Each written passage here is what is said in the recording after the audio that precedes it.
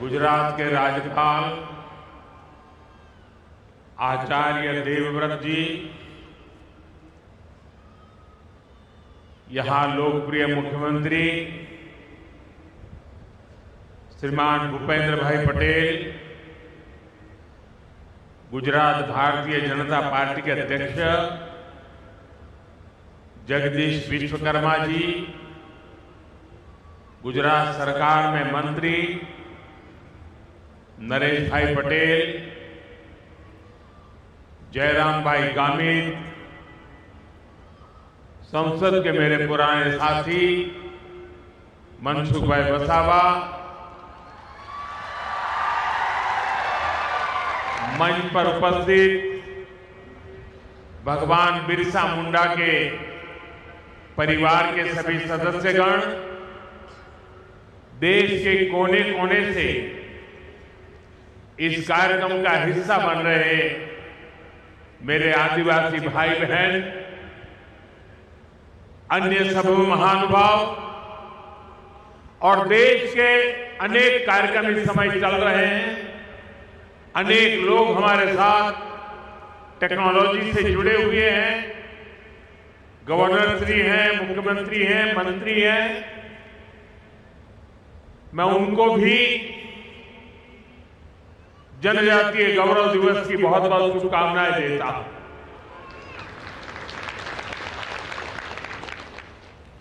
हम तो मारे तुम्हारी पास आओ गुजराती बोलવાનું હોય,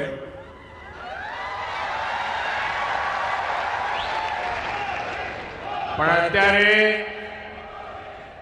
સમગ્ર દેશના લોકો આપણા કાર્યક્રમમાં જોડાયેલા છે, એટલે તમારા બધાના આશીર્વાદ અને અનુમતિથી હવે મારે વાત હિન્દીમાં જ કરવી પડશે।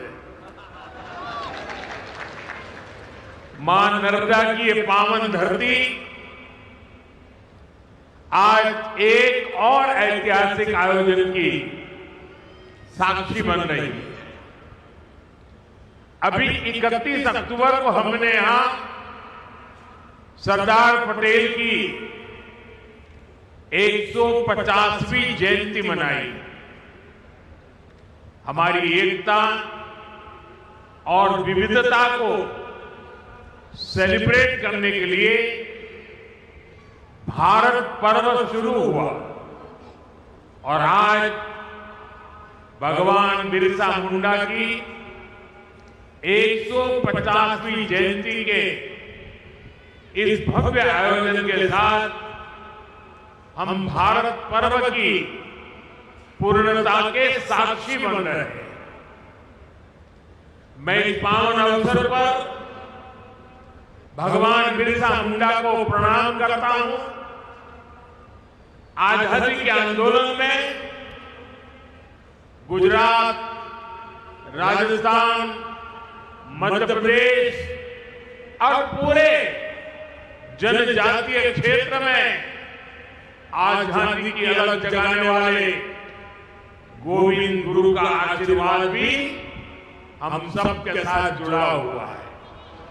मैं इस मन से गोविंद गुरु को भी प्रणाम करता हूं। अभी कुछ देर पहले मुझे देव मोगरा माता के दर्शन का भी सौभाग्य प्राप्त हुआ।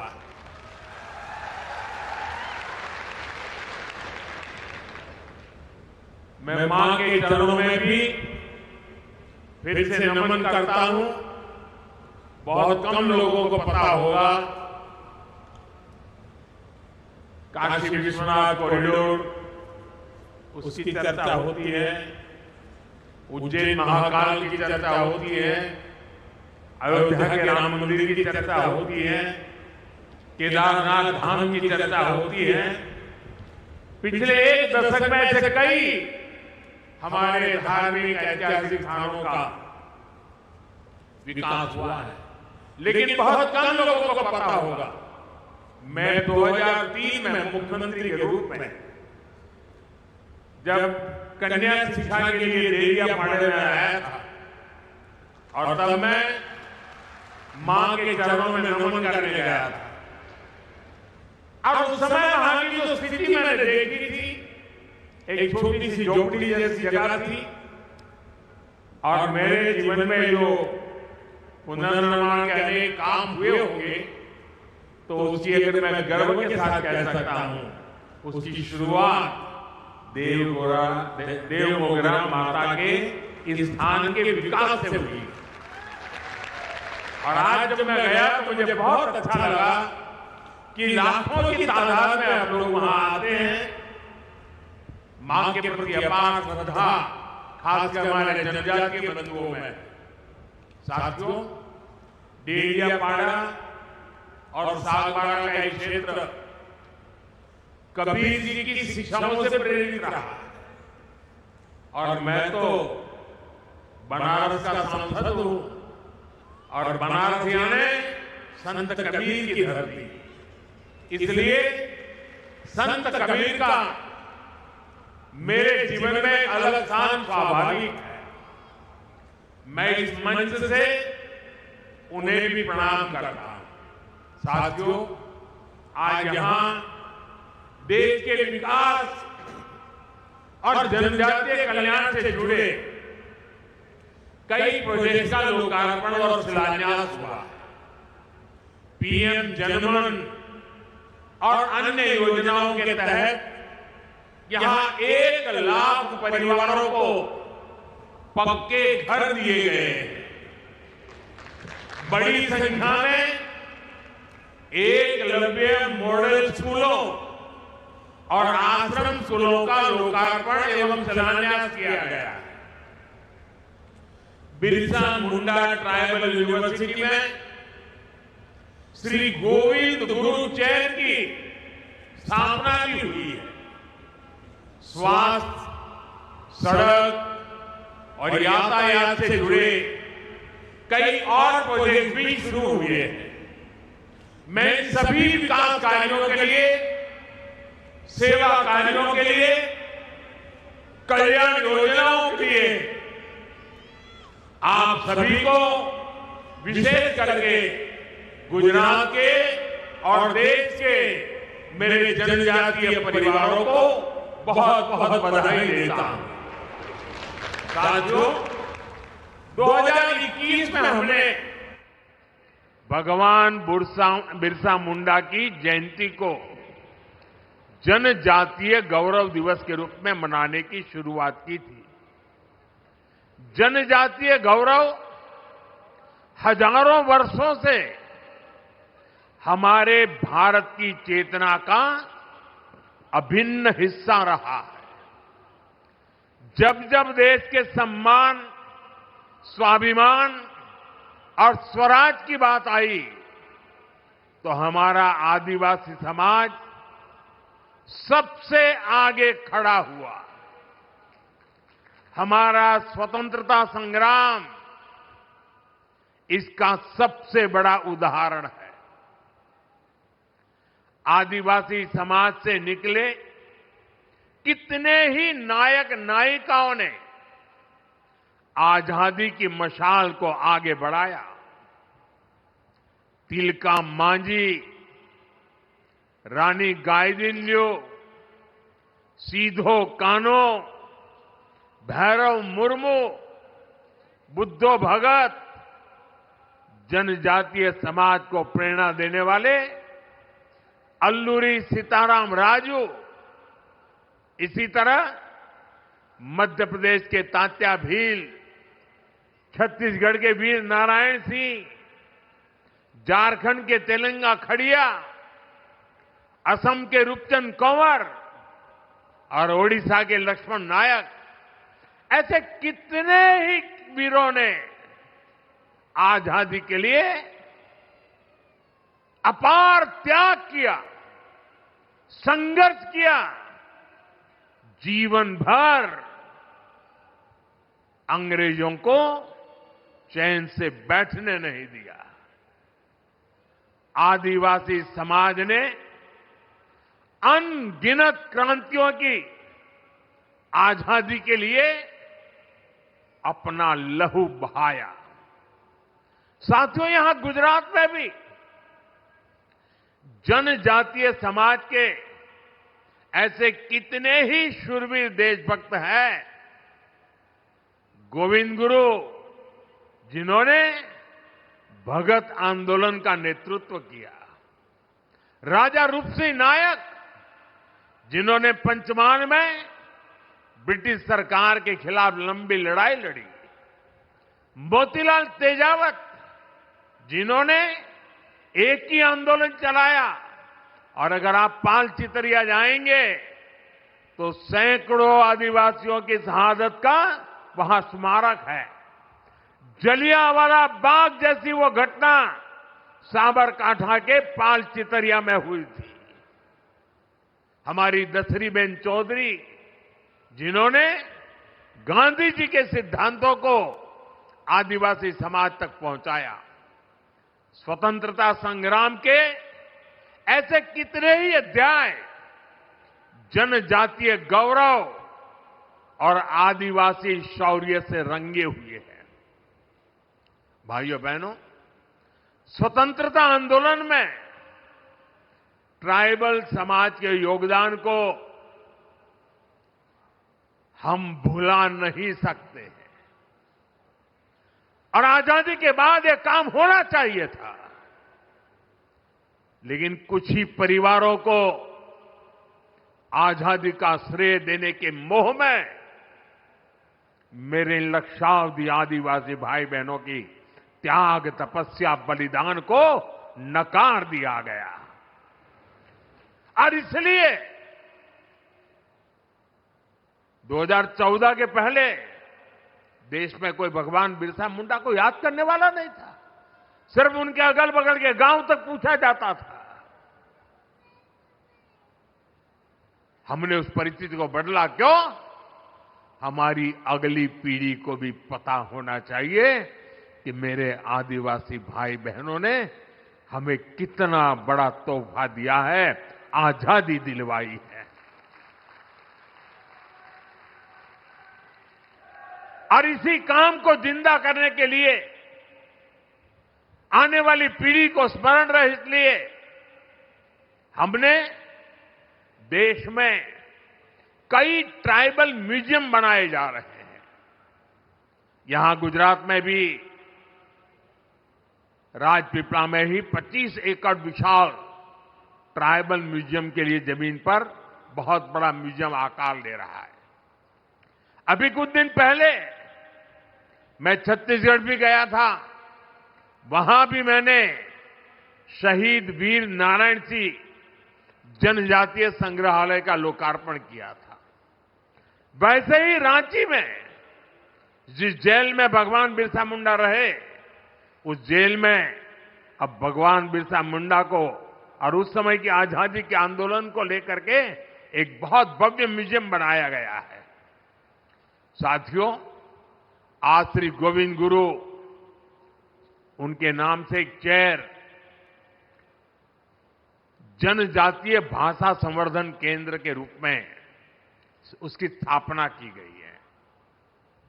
यहां भील, गामित, वसावा, गरासिया, कोंकणी, संथाल, राठवा, नायक, डबला, चौधरी, कोकणा, कुंभी, वर्ली, डोडिया, ऐसी सभी जनजातियों की उनकी बोलियों पर अध्ययन होगा। उनसे जुड़ी कहानियां और गीतों को संरक्षित किया जाएगा। जनजातीय समाज के पास हजारों वर्षों के अनुभवों से सीखा हुआ ज्ञान का अपार भंडार है। उनकी जीवन शैली में विज्ञान छिपा है। उनकी कहानियों में दर्शन है। उनकी भाषा में पर्यावरण की समझ है। श्री गोविंद गुरु चेयर इस समृद्ध परंपरा से नई पीढ़ी को जोड़ने का काम करेगी। साथियों, आज जनजातीय गौरव दिवस का ये अवसर हमें उस अन्याय को भी याद करने का अवसर देता है जो हमारे करोड़ों आदिवासी भाई बहनों के साथ किया गया। देश में 6 दशक तक राज करने वाली कांग्रेस ने आदिवासियों को उनके हाल पर छोड़ दिया था। आदिवासी इलाकों में कुपोषण की समस्या थी, स्वास्थ्य सुरक्षा की समस्या थी, शिक्षा का अभाव था, कनेक्टिविटी का तो नामो निशान नहीं था। ये अभाव ही एक प्रकार से आदिवासी क्षेत्रों की पहचान बन गई थी और कांग्रेस सरकारें हाथ पर हाथ धरकर बैठी रही। लेकिन साथियों, आदिवासी कल्याण भाजपा की सर्वोच्च प्राथमिकता रही है। हम हमेशा इस संकल्प को लेकर चले कि हम आदिवासियों के साथ हो रहे अन्याय को समाप्त करेंगे, उन तक विकास का लाभ पहुंचाएंगे। देश को आजाद तो 1947 में हो गया था। आदिवासी समाज तो भगवान राम के साथ भी जुड़ा हुआ है, इतना पुराना है। लेकिन 6-6 दशक तक राज करने वालों को पता ही नहीं था कि इतना बड़ा आदिवासी समाज के विकास के लिए कुछ करने की जरूरत है। साथियों, जब पहली बार अटल बिहारी वाजपेयी प्रधानमंत्री बने, भाजपा की सरकार बनी, तब देश में पहली बार जनजातीय समाज के लिए एक अलग मंत्रालय का गठन किया था। उसके पहले नहीं किया गया। लेकिन अटल जी की सरकार के बाद 10 साल जो कांग्रेस को फिर से काम करने का मौका मिला, तो उन्होंने इस मंत्रालय की उपेक्षा की, पूरी तरह भुला दिया गया। आप कल्पना कर सकते हैं, 2013 में कांग्रेस ने जनजातीय कल्याण के लिए कुछ हजार रुपए की योजना बनाई। कुछ हजार रुपए, एक जिले में 1000 रुपए से काम नहीं होता है। हमारी सरकार आने के बाद हमने बहुत बड़ी वृद्धि की, उसके हितों की चिंता की, हमने मंत्रालय के बजट को बढ़ाया और आज जनजातीय मंत्रालय का बजट अनेक गुना बढ़ा करके हमने आज जनजातीय क्षेत्रों के विकास का बीड़ा उठाया है। शिक्षा हो, स्वास्थ्य हो, कनेक्टिविटी हो, हर क्षेत्र में हम आगे बढ़ने का प्रयास कर रहे हैं। साथियों, एक समय यहां गुजरात में भी आदिवासी इलाकों में स्थिति बहुत अच्छी नहीं थी। हालात ये थी कि अंबाजी से उमरगांव तक पूरे आदिवासी पट्टे में एक भी साइंस स्ट्रीम की स्कूल तक नहीं थी। साइंस स्कूल नहीं थी। डेडियापाड़ा और सागबारा जैसे इलाकों में विद्यार्थियों को आगे पढ़ने का मौका नहीं मिल पाता था। मुझे याद है, जब मैं गुजरात का मुख्यमंत्री था तो मैंने यहां डेडियापाड़ा से ही कन्या केलवनी महोत्सव शुरू किया था। तब बहुत सारे बच्चे मुझसे मिलते थे और वो बच्चे बहुत सपने देखते थे, बहुत कुछ बनना चाहते थे। किसी को डॉक्टर बनने का मन था, कोई इंजीनियर बनना चाहता था, कोई साइंटिस्ट बनना चाहता था। मैं उन्हें समझाता था, शिक्षा ही इसका रास्ता है।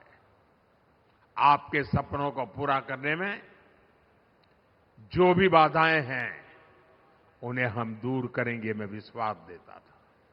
साथियों, स्थितियों में बदलाव के लिए हमने दिन रात मेहनत की, उसी का परिणाम है आज गुजरात के आदिवासी पट्टे में। मैं जब मुख्यमंत्री बना उसके पहले जहां साइंस स्ट्रीम की स्कूल नहीं थी, आज उस आदिवासी पट्टे में 10,000 से ज्यादा स्कूल है। पिछले 2 दशकों में आदिवासी इलाका में 2 दर्जन साइंस कॉलेज, सिर्फ स्कूल नहीं, science college, commerce college, arts college बने हैं। भाजपा सरकार ने आदिवासी बच्चों के लिए सैकड़ों हॉस्टल तैयार किए। यहां गुजरात में 2 ट्राइबल यूनिवर्सिटी भी बनवाई। ऐसे ही प्रयासों से यहां भी बड़ा बदलाव आया है। 20 साल पहले जो बच्चे अपना सपना लेकर मुझसे मिलते थे, अब उनमें से कई डॉक्टर और इंजीनियर है, तो कोई रिसर्च फील्ड में काम कर रहा है। साथियों, आदिवासी बच्चों का भविष्य उज्जवल बनाने के लिए हम दिन रात काम कर रहे हैं। बीते 5-6 वर्षों में ही केंद्र सरकार ने देश में एकलव्य मॉडल आदिवासी स्कूलों के लिए 18,000 करोड़ रुपए से ज्यादा खर्च किए। छात्राओं के लिए स्कूल में जरूरी सुविधाएं उपलब्ध कराई गई। इसका नतीजा यह है कि इन स्कूलों में एडमिशन लेने वाले ट्राइबल बच्चों की संख्या में 60% की वृद्धि हुई है।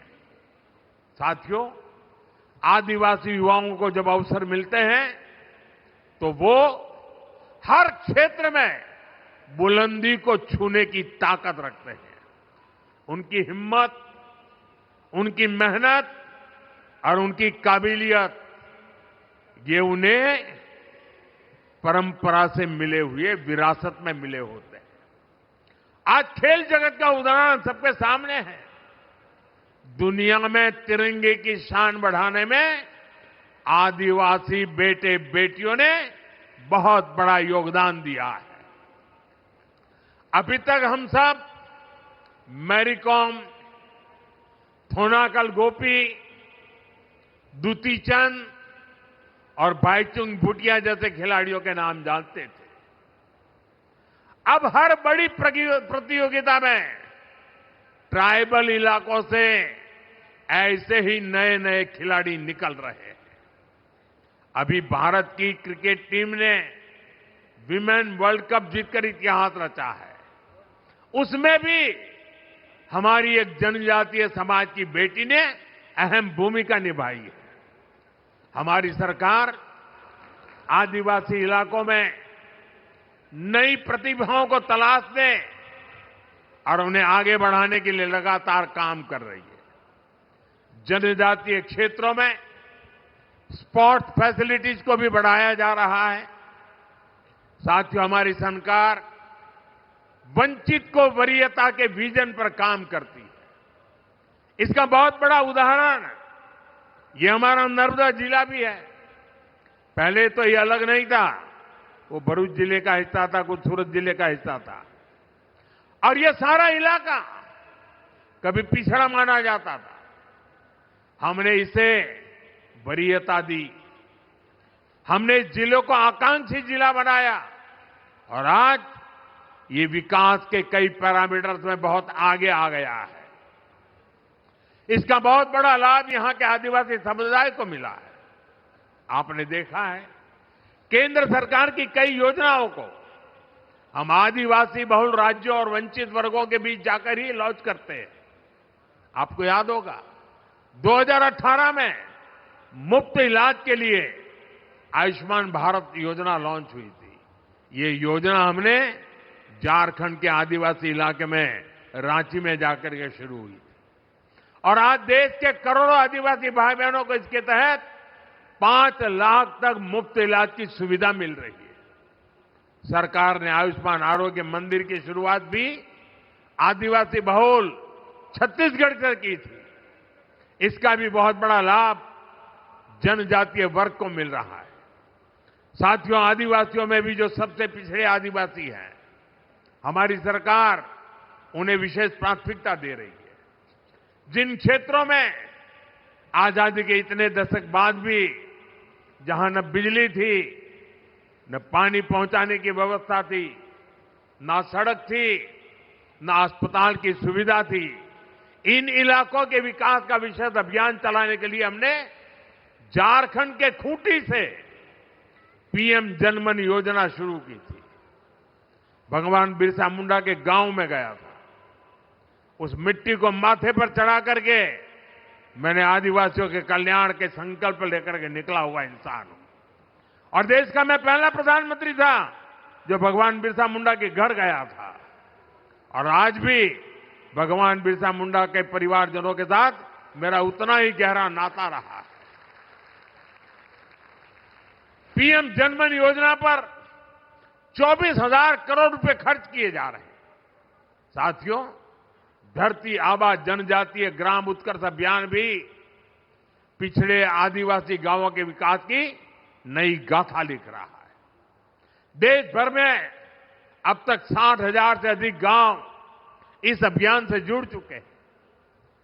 इनमें से हजारों गांव ऐसे हैं जहां पहली बार पीने का पानी पाइपलाइन से पहुंचा है और सैकड़ों गांवों में टेलीमेडिसिन की सुविधा शुरू हुई है। इस अभियान के तहत ग्राम सभाओं को विकास की धुरी बनाया गया है। गांवों में स्वास्थ्य, शिक्षा, पोषण, कृषि और आजीविका पर सामुदायिक योजनाएं तैयार हो रही है। ये अभियान दिखाता है कि अगर कुछ ठान लिया जाए तो हर असंभव लक्ष्य भी संभव बन जाता है। साथियों, हमारी सरकार आदिवासियों के जीवन से जुड़े हर पहलू को ध्यान में रखकर काम कर रही है।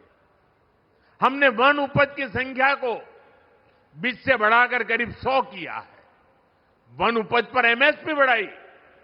हमारी सरकार मोटे अनाज, श्री अन्न को खूब बढ़ावा दे रही है, जिसका फायदा आदिवासी क्षेत्रों में खेती करने वाले हमारे आदिवासी भाई बहनों को मिल रहा है। गुजरात में हमने आपके लिए वन बंधु कल्याण योजना शुरू की थी। इसको आपको एक नई आर्थिक मजबूती मिली। और मुझे याद है जब उस योजना को मैंने शुरू किया था तो महीनों तक अलग अलग आदिवासी क्षेत्रों से लोग मेरा धन्यवाद करने और मुझे सम्मानित करने के लिए आते। इतनी बड़ी परिवर्तनकारी थी।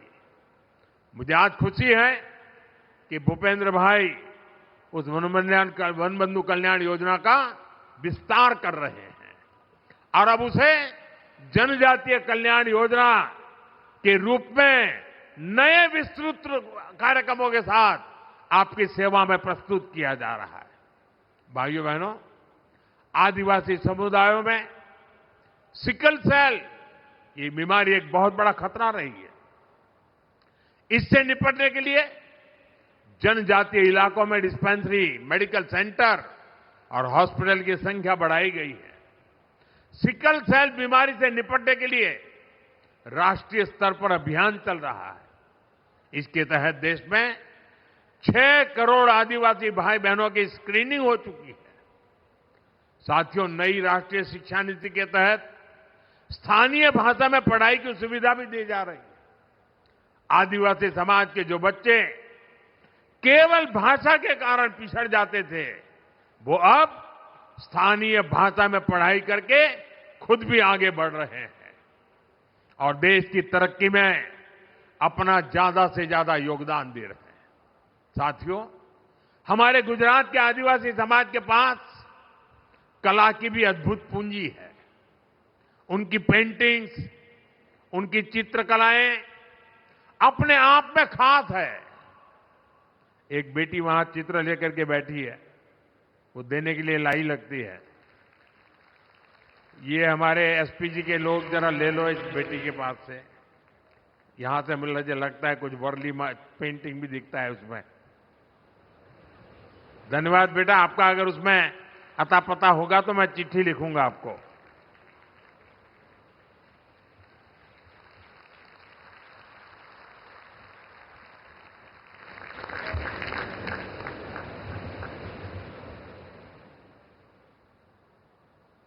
बहुत बहुत धन्यवाद बेटा।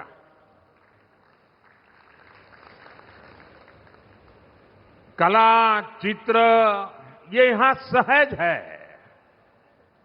हमारे परेश भाई राठवा जैसे चित्रकार जो इन विधाओं को आगे बढ़ा रहे हैं और मुझे संतोष है कि हमारी सरकार ने परेश भाई राठवा को पद्म पुरस्कार से सम्मानित किया है। साथियों, किसी भी समाज की प्रगति के लिए लोकतंत्र में उसकी सही भागीदारी भी उतनी ही जरूरी होती है। इसलिए हमारा ध्येय है जनजातीय समाज के हमारे भाई बहनों को देश के बड़े पदों पर भी पहुंचे, देश का नेतृत्व करें। आप देखिए, आज देश की राष्ट्रपति एक आदिवासी महिला है। इसी तरह बीजेपी ने, एनडीए ने हमेशा आदिवासी समाज के हमारे होनहार साथियों को शीर्ष पदों पर पहुंचाने का प्रयास किया है। आज छत्तीसगढ़ के मुख्यमंत्री हमारे जनजातीय समाज के विष्णुदेव जी साय छत्तीसगढ़ का कायापलट कर रहे हैं। उड़ीसा में श्री मोहन चरण मांझी भगवान जगन्नाथ जी के आशीर्वाद से जनजातीय समुदाय के हमारे मांझी जी उड़ीसा का विकास कर रहे हैं। अरुणाचल प्रदेश में हमारे जनजातीय बंधु प्रेमा खांडू जी मुख्यमंत्री के रूप में काम कर रहे हैं। नागालैंड में हमारे जनजातीय बंधु नेफ्यू रियो काम कर रहे हैं। हमने कई राज्यों में आदिवासी मुख्यमंत्री बनाए। देश के कई राज्यों की विधानसभाओं में हमारी पार्टी ने आदिवासी स्पीकर बनाए। हमारे गुजरात के मंगूभाई पटेल मध्य प्रदेश में गवर्नर है। हमारी केंद्र सरकार में सर्बानंद जी सोनोवाल आदिवासी समाज से हैं और पूरी शिपिंग मिनिस्ट्री संभाल रहे हैं। वे कभी आसाम के मुख्यमंत्री हुआ करते थे।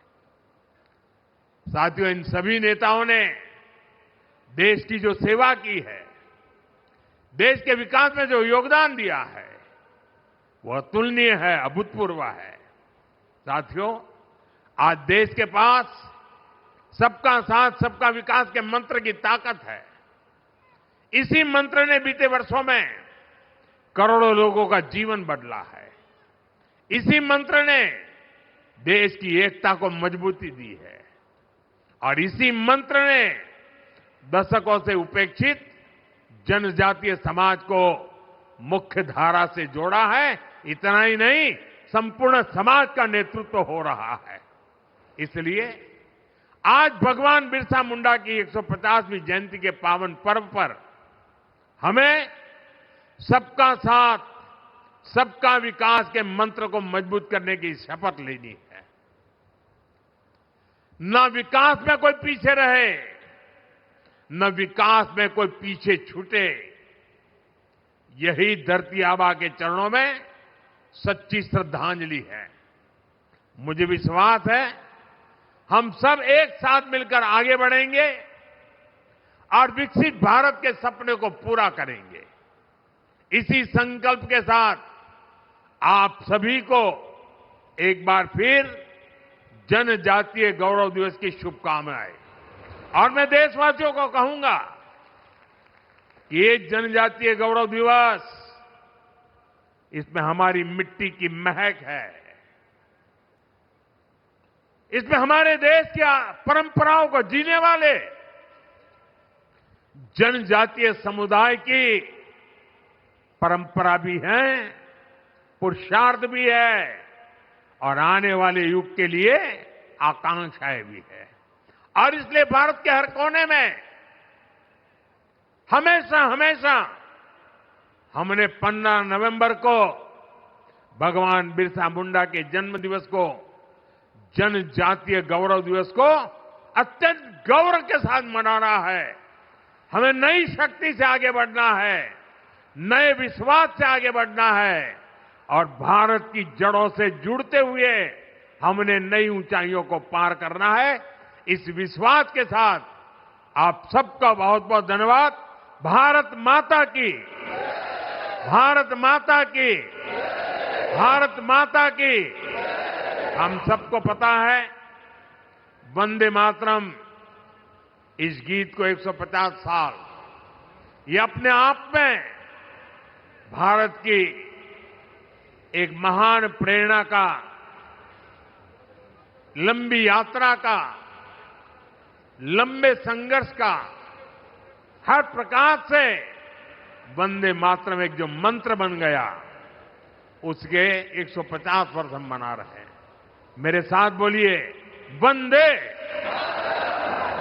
वंदे वंदे वंदे वंदे वंदे वंदे वंदे वंदे। बहुत बहुत धन्यवाद।